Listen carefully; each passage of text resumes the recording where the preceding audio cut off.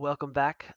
Here's another video suggested by Tomoka, and it is discussing what to build in the beginning of the game.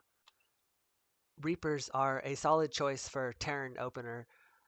They're basically like a glass cannon because they do extra damage to light units, which is pretty much everything you're going to see in the first part of the game. Um, you can sync them if you want. That's a good idea. I choose not to sync mine though because they also count as detection.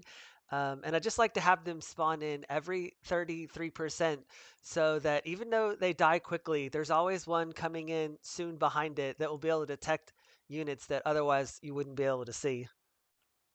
They also have an AoE knockback ability that does some damage.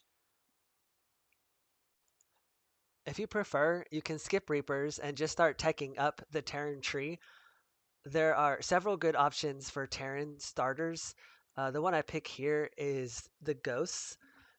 Ghosts are pretty solid choice because you can switch between two different types. One of them is better against bio units, and the other is better against mechanical units.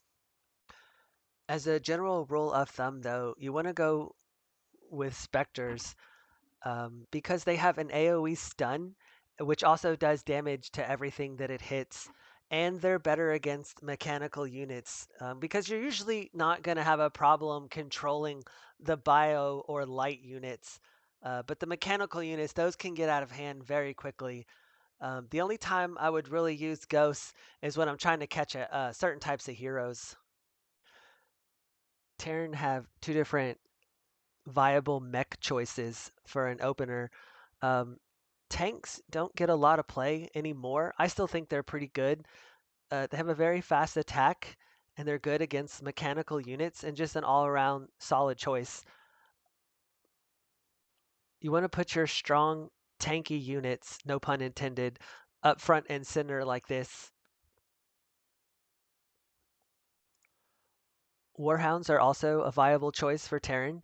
However, they're a little more expensive, and it takes a little bit longer to get them.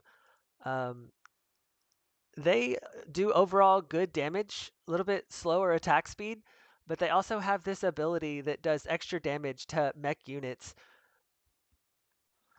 Firebat is primarily an anti-rush unit, and I wouldn't make it unless I was expecting a lot of Zerglings. That's why I put it up here, because when you're on Team 2, this is primarily where the Zerglings show up. On Team 1, that would be somewhere in this general area. Um, but if I had to choose 9 times out of 10, I'm probably going Hellion instead of Firebat if that's what I was trying to prevent. Nobody really leads with Marauders anymore. I suppose if you wanted to Hail Mary Rush, you could give it a shot. They're kind of strong in the beginning, but only like in the first 2 minutes of the game.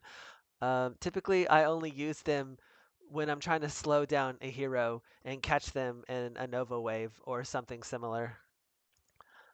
I wouldn't recommend leading with Banes when you're going Zerg. This typically is not a great idea unless you're trying to prevent a Zergling rush or something to that effect. Usually you're going to start with one Zergling. Anybody that makes more than one Zergling is either trying to rush or they just don't know what they're doing. Um, and if your Zergling rush fails, by the way, and you have committed too many resources to the Zerglings, I can almost guarantee you a good team is going to run you over shortly after that. Baneling and Zergling speed upgrades are really inexpensive, so don't be afraid to invest in them.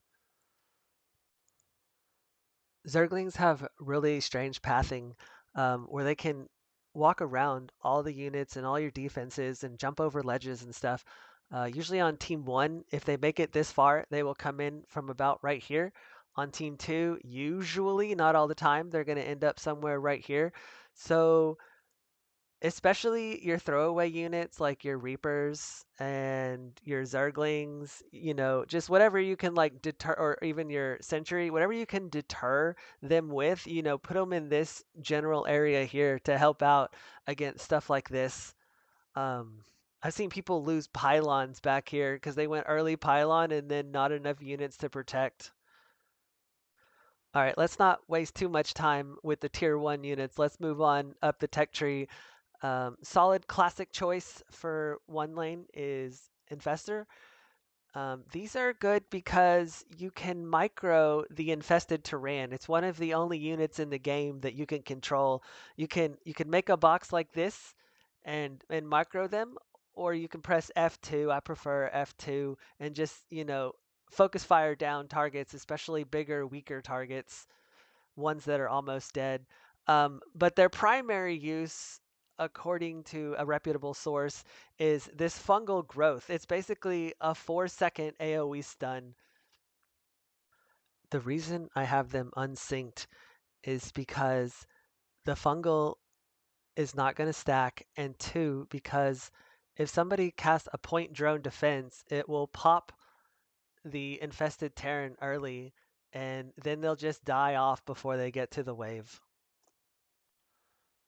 Roaches are another temporary option for Zerg, but I wouldn't waste too much time on them unless you're trying to either prevent a rush or rush. I would just move on. Another choice up the Zerg tech tree is a Ravager, but to be honest with you, I don't have a lot of experience with them. I just prefer other units. Um, but I have seen credible players use them from time to time, and they seem tanky. And they also have an AoE damage every 10 seconds. Another classic choice for Zerg is the Hydralisks. They're really good in large numbers, and they can attack both air and ground, and they sync really nicely with a lot of key units. They also have a range upgrade, but it's really expensive, and I would recommend having several of them before you invest in it. Lurkers have to be one of, if not the most broken unit in the game right now. Not only do you need detection to see them, but they have an AoE attack that just mows down anything in front of them. All right, let's talk about Protoss. A lot of people like to lead with Sentry. This is a decent move for a couple of reasons. One, they sync up with other units really nicely. And, if you can get a little wave going, they stack up pretty good early in the game. They also provide detection, and so you're probably going to need them anyway. I don't like to sync mine though. I like to unsync them, and that's just so I don't have to rush to air units for detection right away because there's all even though they die fast, there's always one coming in at some point soon. Stalkers are a good unit, but not in the beginning of the game. I don't think they're good until they have a lot of upgrades, so I wouldn't make them until a little bit later in the game unless you absolutely had to. They're just much better choices for beginning to mid game. As with all the other races, you don't want to spend too much time in tier 1. You want to move on to something more beefy. Immortals, unfortunately, is the only viable option right now for Protoss, and I will fight anybody that says otherwise. But here I am making 2 Sentry with them, and I'm going to sync them up so there is always a Sentry going with each Immortal wave, which I've shown in a previous video, but I'm going to show here. So there they go. Got a little Sentry right there. Next wave coming in right there. All right. So this is just an example of how you can sync up some units with every other immortal wave, apes together strong. But in this example, if you throw in a queen, it speeds up the Zerg units, and that's just going to throw off your timing and divide your army.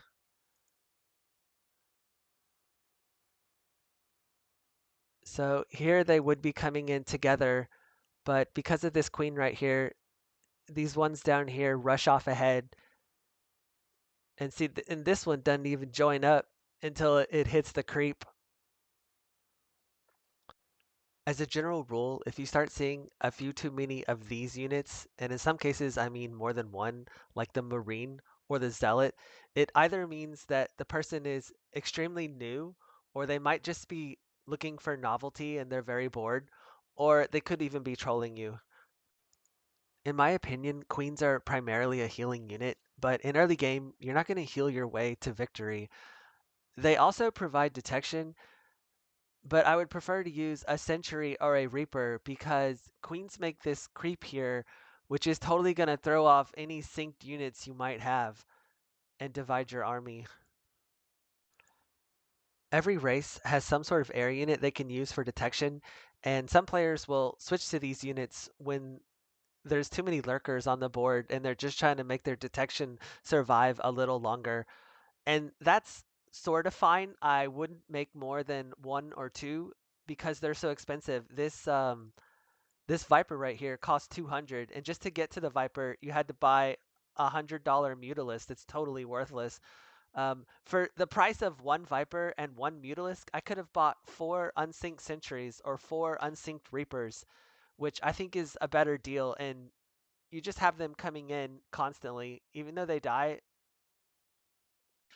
It's true, Vipers are one of the most overpowered units in the game, which I'll get into in another video. I just personally think that you should wait a little bit longer to make them because they're so expensive.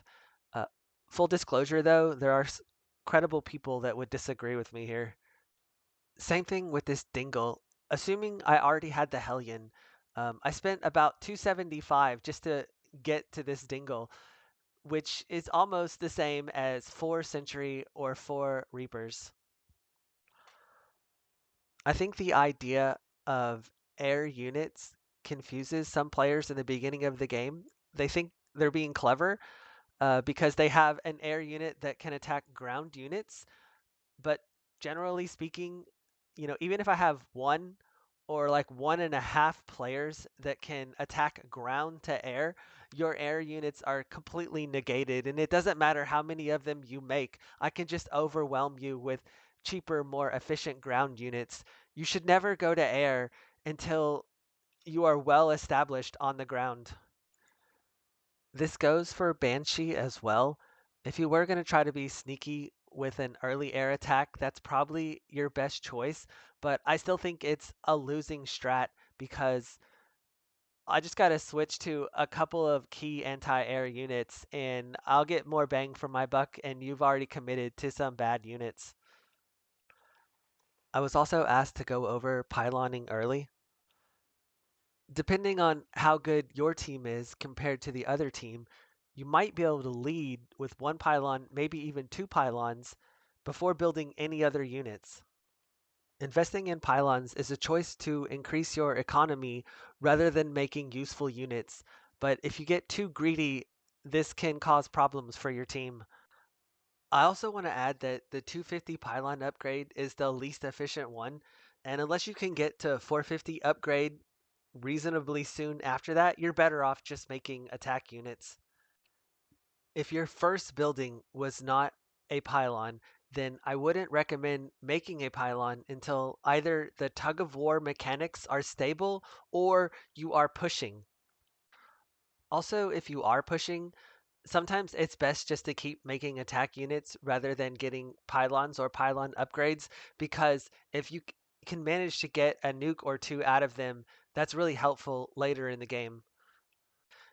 In an ideal world, the best players get their pylons first because they're just going to make better use of the resources than the other players might. So if you're not a really good player, you're kind of being selfish by going pylon first because you're just delaying when a better player can get his pylon. Thanks for your time. I'll see you in the next one.